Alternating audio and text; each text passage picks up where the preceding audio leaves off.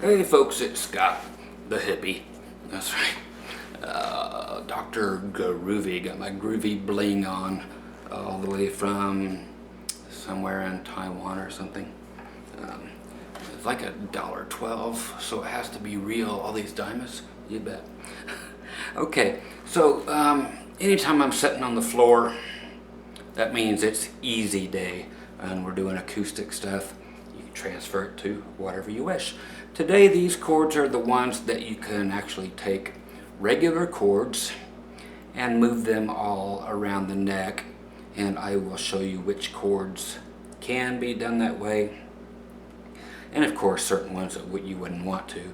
But hopefully this will keep you from using a capo.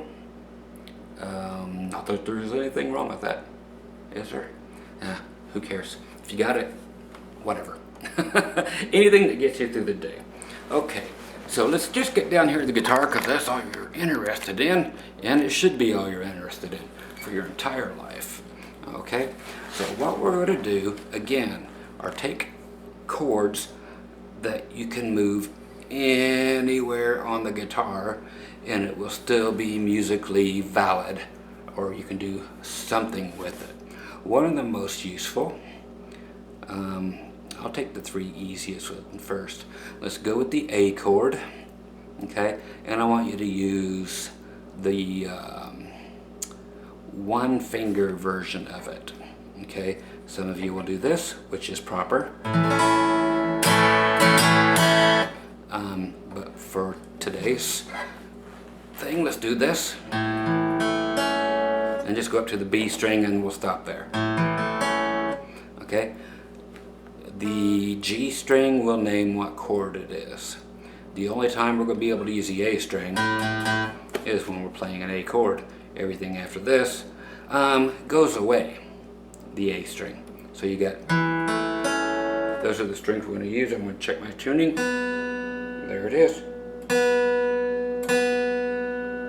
Check yours too if you want to. I'll leave my tuner on. Okay. So there we go. So A is one of those that you can put anywhere and it will be fine. If you take it to the 4th fret, there's B. Up to the 5th is C. 2 more frets, you got D at the 7th.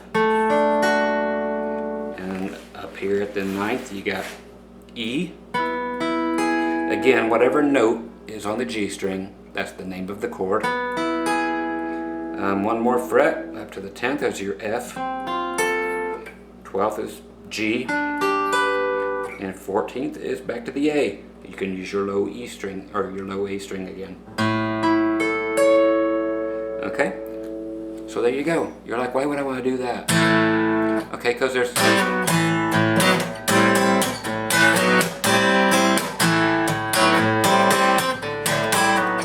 and all kinds of other stuff, like... you need to use all these things. They're going to be there, so you better learn them. Other reasons, because as you go, there will be little things where you can keep that there, and you can play these other notes.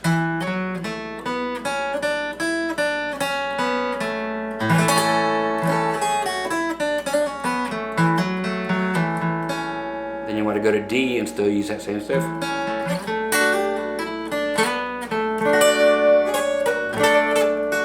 Up to E.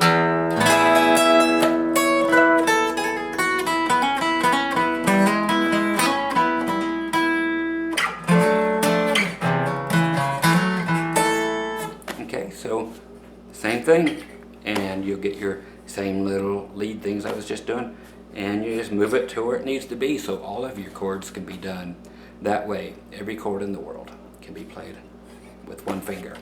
Okay, and that's on those 3 strings. Okay, your next one is going to be the D. Okay, your D chord. Same thing with the D string. Okay, but so these 3 strings can go anywhere. There's D. You can back this whole thing up if you want. Go to C. Okay, up to E. So So you got 4, 4, 5, and on up. F, G, A, B, C, and D. Okay, same thing there.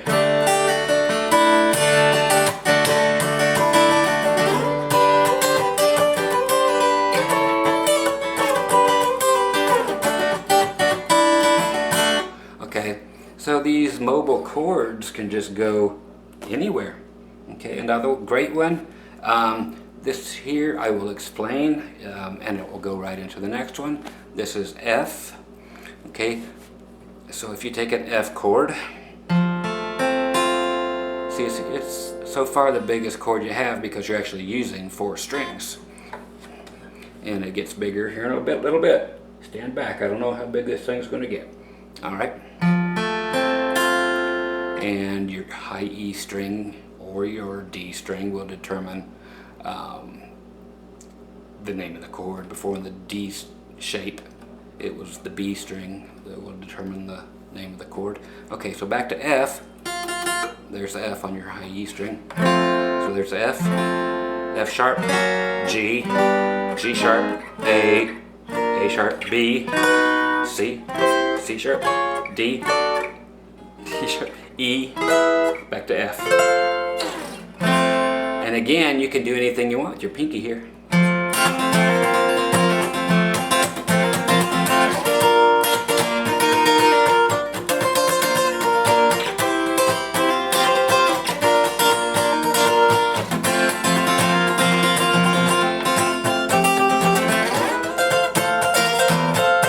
Okay, so it can go anywhere.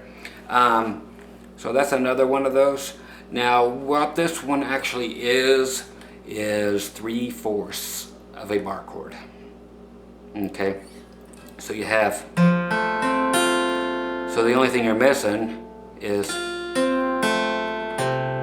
that one, 3rd fret on here, and then the low one. So you reconfigure it and it's the bar chord with the low notes. So it's just an F chord with 2 extra notes. So that's all that is, and we all know the bar chord, if you have ever messed with it, is the most powerful chord in the world and can do anything in the world.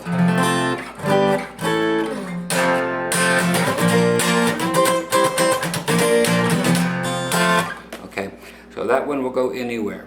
Okay, without it, now the rest of them only have a couple applications. Okay, so those can go anywhere. Like an E chord now is, look, if like you see that F bar chord, what we were doing, bring it down this way 1 fret. That is an E chord, just that finger fell off the guitar. So now I'm going to reconfigure it so it actually looks proper to you. So no different. So there's our E chord. Luckily, there are a couple of strange sounding increments going on, but if you take it, I'm going at second, and first for your E. Then I'm going to bring it up to 7, 7, 6, and then 9, 9, 8. Okay, and the first one's going to be an A and then a B, but they're, you know, colorful versions of them. So here's your E.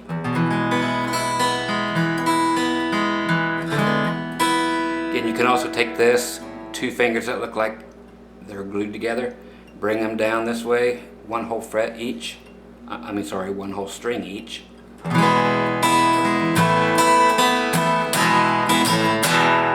And you can go up again to 7, 7, 6.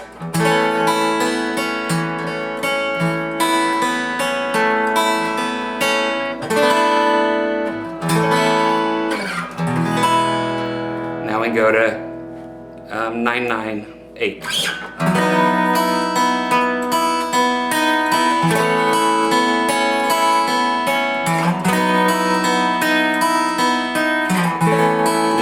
Octave higher than E, 14, 14, 13.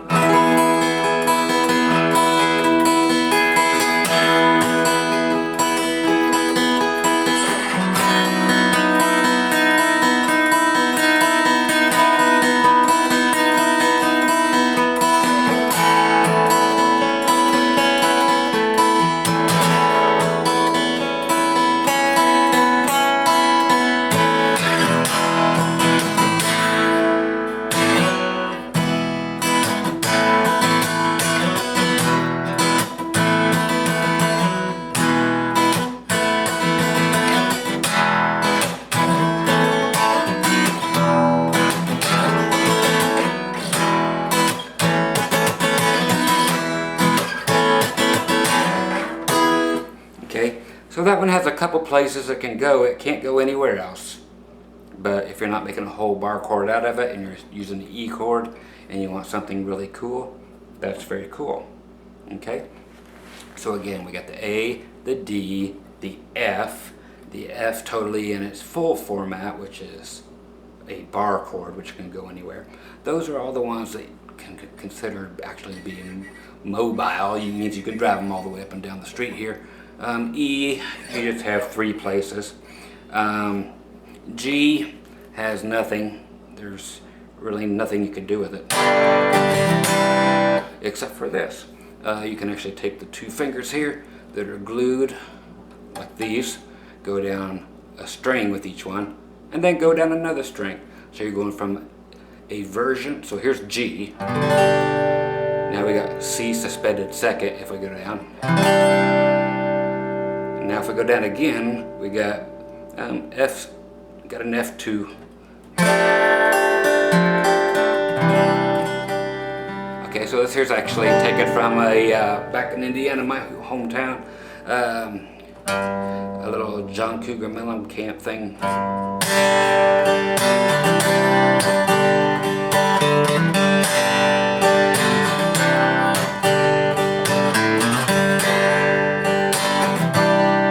Now the F thing.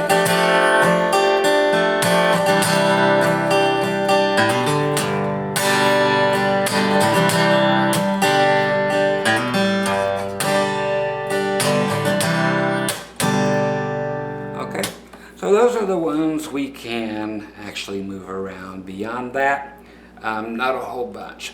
But when you are back to the first one, the A, where you're using 1 finger, and this helps a lot if you're going to use it anywhere, that remember, skip 2 frets and then use your pinky. Okay, we're going to skip those 2 frets and go up here. So we're leaving 2 blank frets. Put your pinky on the high E and the B. Okay?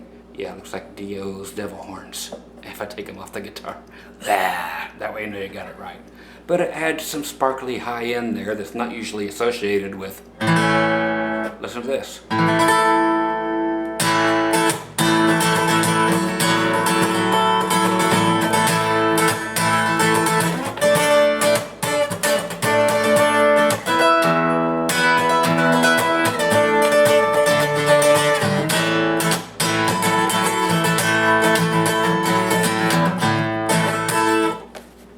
So it does have that going for it.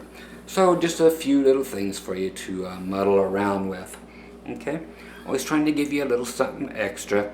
So once again, I am a hippie man.